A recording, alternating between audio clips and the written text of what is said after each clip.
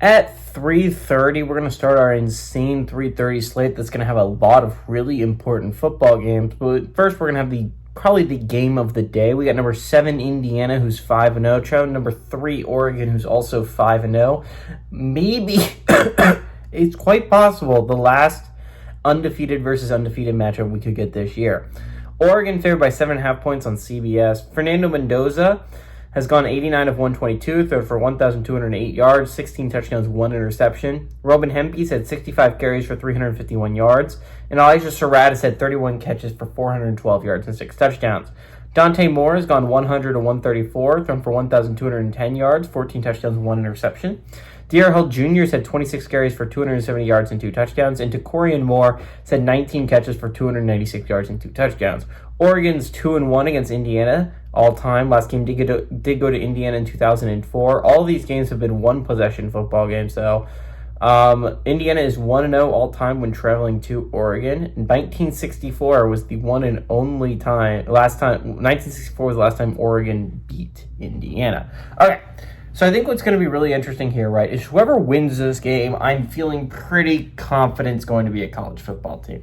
If Indiana finds a way to win this game, there's like maybe 2 losable games left on the schedule, and it's a trip to Maryland and a trip to Penn State. If you find a way to win this game for Indiana, you feel like pretty much a lock for the college football playoffs. I find it unlikely that Indiana is not one of the last 12 teams in the college football playoffs. Oregon's an interesting story as well. Obviously, if Oregon wins this game, it's another win that's really, really positive on the resume. They sit at 6-0. I think Oregon, this game means like less of a lock for sure. If Oregon wins this game, obviously it's a massive win if you're Oregon at home against a really good Indiana squad. They have 3 losable games on their schedule to me. And trip to Iowa, USC coming to town, and trip to Washington are the 3 left on their schedule. Theoretically, if they lose all 3 of those, this is not a college football playoff team. But regardless, this feels like whoever wins this game feels like this is going to be a team that's going to be in the college football playoffs. Now, again, none of these things are locks, right? If you lose to UCLA in a couple weeks, none of this matters, right?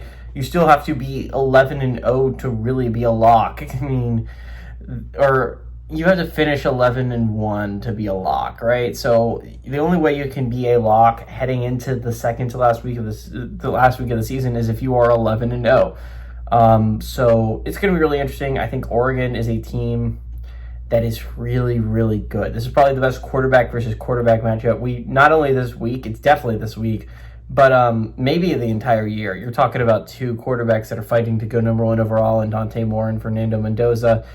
I think Oregon is a team that is really, really good this year. I think they have one of the best offenses in all of college football. And not to put down Indiana, I think Oregon's defense is going to be really good against the Hoosiers. I think that Oregon can beat Indiana in a shootout.